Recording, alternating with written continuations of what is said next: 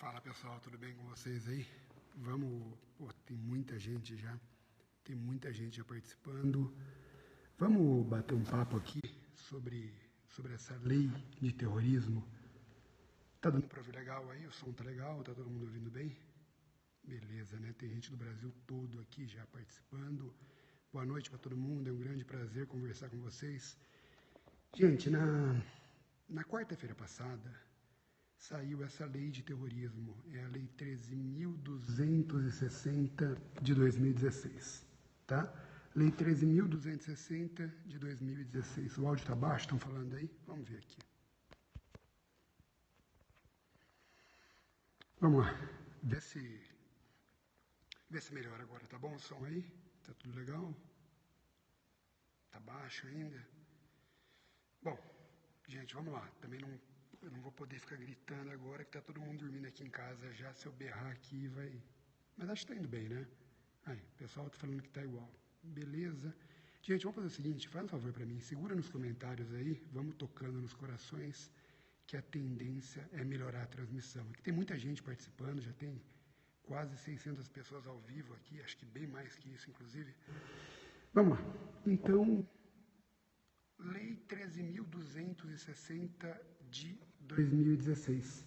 É a chamada Lei de Terrorismo. Pô, muita gente falando que tá sem som aí. Eu tô falando alto aqui, gente. Vamos lá, vamos parar de comentar que a tendência é melhorar. Não tô apertando o botão não, tá tudo tranquilo. Vamos segurar nos comentários então, que aí fica mais legal, a gente concentra melhor, tem muita coisa boa, muita coisa importante para a gente conversar aqui. Vamos lá, pessoal. Essa lei 13.260 de 2016 é uma lei da última quarta-feira, do dia 16 de março. Ela foi publicada no dia 18, né? Esse grande volume de problemas que a gente teve no Brasil, acho que seguraram um pouco essa publicação. Vamos falar sobre ela? Tem muita coisa interessante nessa lei, tem muita novidade, tem muito instituto novo, isso vai despencar nos concursos públicos, não tenho dúvida alguma. Tá? O nosso objetivo agora não é esgotar essa lei, não é falar tudo sobre ela, até porque o tempo não permite, não há essa possibilidade aqui, não tem recursos para isso. Vamos pegar temas que me chamaram a atenção e que eu acho que vão chamar a atenção do examinador também.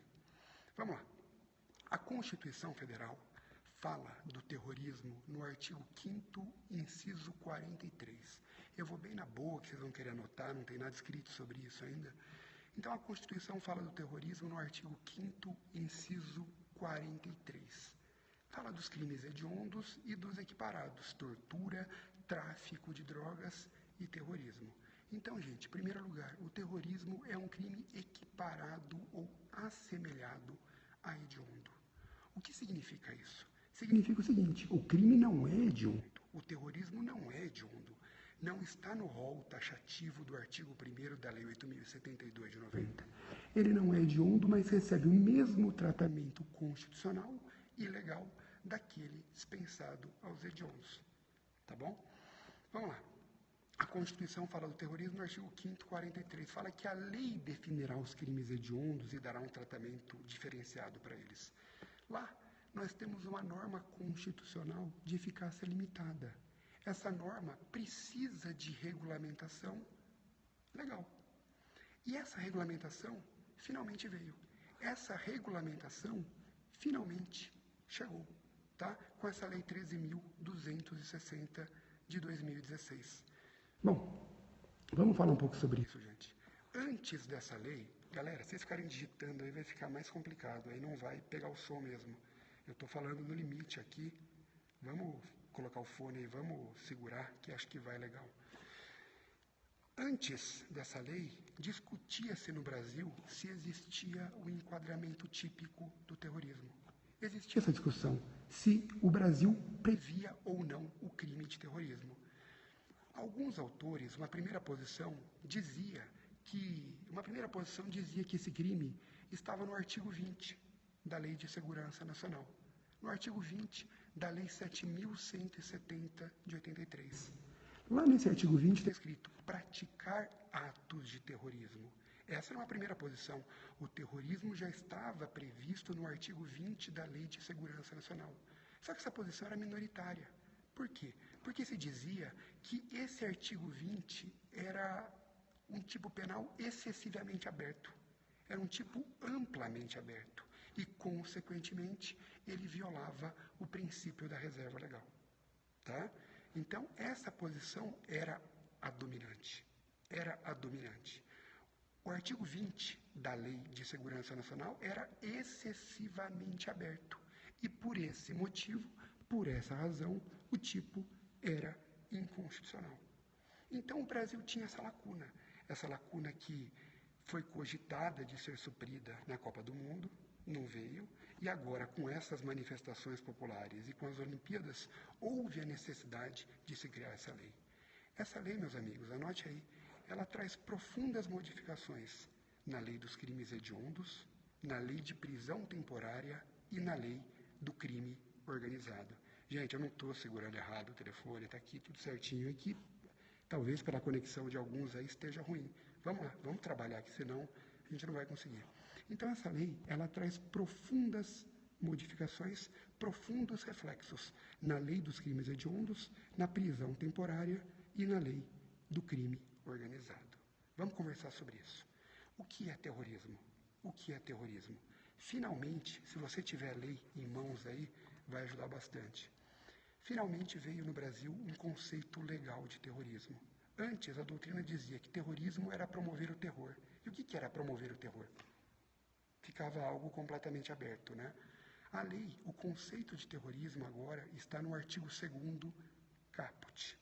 Eu leio para vocês. Está escrito o seguinte: o terrorismo consiste na prática por um ou mais indivíduos dos atos previstos neste artigo, por razões de xenofobia, discriminação ou preconceito de raça, cor, etnia e religião, quando cometidos com a finalidade de provocar terror social ou generalizado, expondo a perigo pessoa, patrimônio, a paz pública ou a incolumidade pública. Veja o seguinte, perceba o seguinte: o terrorismo pode ser praticado por uma única pessoa, tá bom? O terrorismo pode ser praticado por uma única pessoa. Não há necessidade de um grupo terrorista. Não, é possível o ato de terrorismo por um único sujeito. Tá bem? Bom, e aí, o artigo 2º, no seu parágrafo 1º, traz os atos de terrorismo que são classificados como crimes. Observação, a pena é muito alta. Como é um crime equiparado a hediondo, o tratamento tem que ser severo. Esse crime de terrorismo, do artigo 2º, parágrafo 1º, tem a pena de 12 a 30 anos, sem prejuízo do crime resultante da violência ou da grave ameaça. Veja, o terrorismo pressupõe uma violência à pessoa, ou pelo menos uma grave ameaça. A pena vai ser de 12 a 30 anos e mais a pena correspondente à violência ou à grave ameaça. Então, imagine que de um ato de terrorismo resulte um homicídio qualificado. Nós vamos ter uma pena de 12 a 30 anos pelo terrorismo e mais uma pena de 12 a 30 anos pelo homicídio qualificado. Esse é o chamado concurso material obrigatório. Anota aí. É o concurso material obrigatório entre o terrorismo e o crime resultante da violência ou da grave ameaça. Veja, o terrorismo é punido de forma autônoma, independentemente da prática de um outro crime. Tudo bem? Vamos lá. O legislador teve o cuidado, no artigo 2º, parágrafo 2º, de deixar bem claro que essas manifestações populares, greves, revoltas políticas, revoltas contra o sistema de ensino, enfim, que essas manifestações populares tão frequentes nos dias atuais, que elas não caracterizam terrorismo. Isso está no artigo 2º, parágrafo 2º. Olha o que está escrito aqui, ó. O disposto neste artigo não se aplica à conduta individual ou coletiva de pessoas em manifestações políticas, movimentos sociais, sindicais, religiosos, de classe ou de categoria profissional, direcionados por propósitos sociais ou reivindicatórios, visando a contestar, criticar, protestar ou apoiar, com o objetivo de defender direitos, garantias e liberdades constitucionais, sem prejuízo da tipificação penal contida em lei. Então, veja, essas manifestações populares, por motivos políticos, sociais, econômicos, religiosos, filosóficos, trabalhistas, não caracterizam terrorismo. Tudo bem? A dúvida que vai surgir aqui, a discussão que vai surgir, é a natureza jurídica, diz respeito à natureza jurídica desse artigo 2º, parágrafo 2º. Certamente, pessoal, vão surgir duas posições. Uma primeira vai dizer que é uma causa excludente da tipicidade, que o fato não é típico. É a posição que me parece mais correta. Uma segunda posição vai dizer que é uma causa excludente da ilicitude. O fato será típico, mas lícito. O agente estará no exercício regular de direito. Tudo bem? Então vão surgir essas duas posições. Vamos deixar a jurisprudência se firmar. Se é um caso de exclusão da tipicidade ou de exclusão da ilicitude. O artigo 3º traz o crime de organização terrorista. Ou seja, as pessoas que se associam, que se unem, que se agrupam para a prática de terrorismo, independentemente do ato de terrorismo. Assim como a gente tem associação para o tráfico, associação criminosa, organização criminosa, nós também temos agora aqui o crime de organização terrorista. Tudo bem? As pessoas se uniram, se associaram para a prática de atos de terrorismo, ainda que nenhum ato venha a ser praticado. Um crime muito interessante aqui, pessoal, para tomar muito cuidado para concursos, isso vai cair, está no artigo 5º. O artigo 5º, para mim, talvez, é a grande novidade dessa lei. Olha o que ele diz. Se você tem a lei, acompanha. Se não tem, acompanha comigo. Olha o que diz. Realizar atos preparatórios de terrorismo com o propósito inequívoco de consumar tal delito. Gente, isso é uma novidade. Isso é uma grande novidade no Brasil. Realizar atos preparatórios de terrorismo. A tradição brasileira, a tradição do Código Penal é punir o crime consumado e o crime tentado. A punibilidade no Brasil depende da prática de atos de execução de um crime. De execução. Tudo bem? Ato de tentativa é pelo menos um ato de execução. Aqui, a lei de terrorismo veio mudar. A lei de terrorismo veio para punir o ato preparatório. Veja, não é a cogitação ainda, é a preparação. Os camaradas estão se preparando, estão se organizando para praticar terrorismo. Mero ato preparatório já é um crime. Aqui nós temos um típico exemplo daquilo que a doutrina italiana chama de crime obstáculo. Tudo bem? O que é um crime obstáculo? A lei pune de forma autônoma um ato preparatório de outro crime. Tudo bem? Aqui nós temos uma antecipação da tutela penal. É algo que já vai buscar alguma fonte lá no direito penal do inimigo.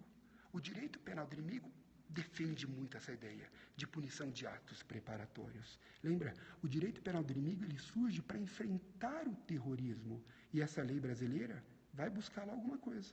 Vai buscar alguma coisa. Agora, outro ponto interessante, meus amigos, está na pena desse crime. Lembra? O Brasil pune a tentativa com a mesma pena do crime consumado, diminuída de 1 a 2 terços. Aqui, o ato preparatório é punido com a mesma pena do crime consumado, mas diminuída de 1/4 até metade. Veja, vai cair. Não tenha dúvida, vai cair. A tradição é a diminuição de 1/3 a 2 terços, porque o crime não se consumou. Aqui, o legislador inova. Diminuição de 1/4 até metade. Guarde esses percentuais que eles vão estar na prova. Tudo bem? Outro ponto importante que me chamou muita atenção nessa lei. O artigo 10. O artigo 10. O artigo 10 tem a ver com desistência voluntária e arrependimento eficaz, com o artigo 15 do Código Penal. Olha o que diz o artigo 10 da Lei de Terrorismo.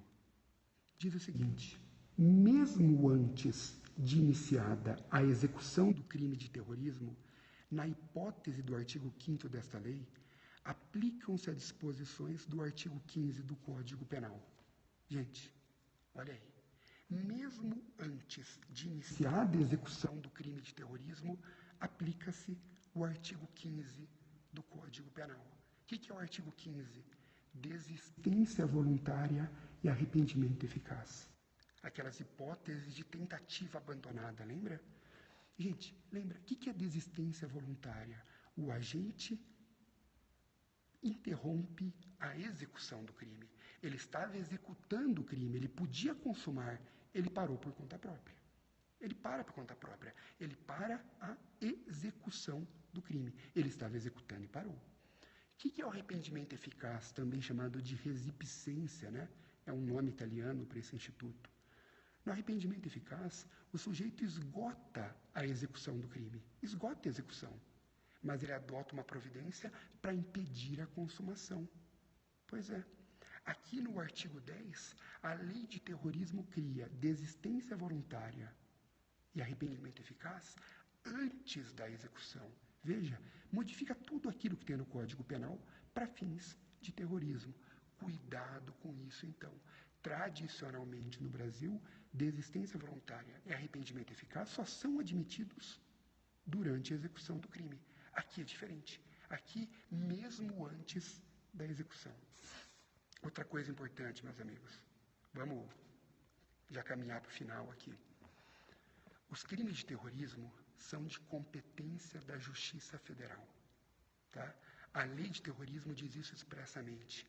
O terrorismo ofende interesse da União. Então, a competência é da Justiça Federal. Logo, Justiça Federal, pois há interesse da União, a investigação será atribuição da Polícia Federal e a denúncia será oferecida pelo Ministério Público Federal. Tá bom? Outra coisa importante.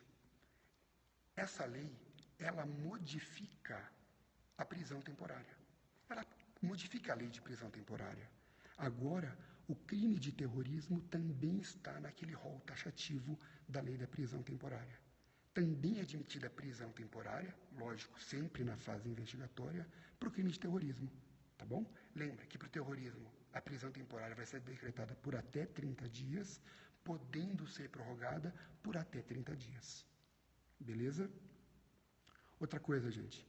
Nas medidas investigatórias e processuais do terrorismo, aplicam-se as disposições da lei do crime organizado. Tudo bem? A lei de terrorismo foi claro nesse sentido.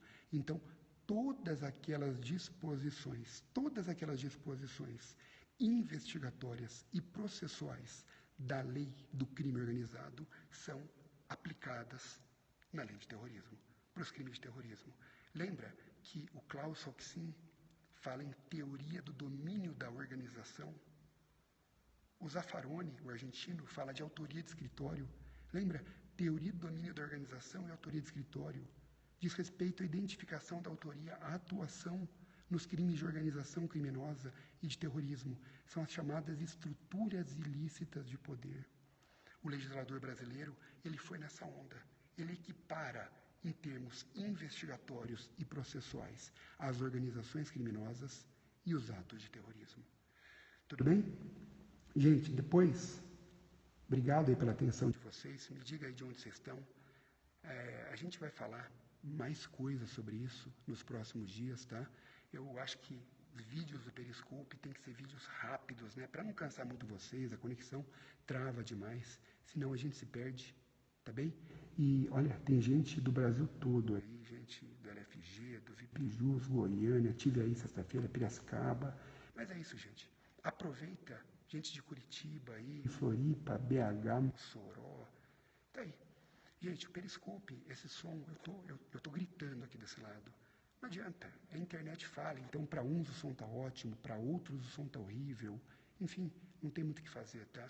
Aproveitem aí, tem a reprise, assista, coloca um fone, talvez o som melhore para vocês. Obrigado pela atenção de vocês aí, obrigado pela presença, obrigado pelas palavras e até a próxima, a gente se encontra mais uma vez aí, tá bom? Valeu, pessoal. Grande abraço para vocês.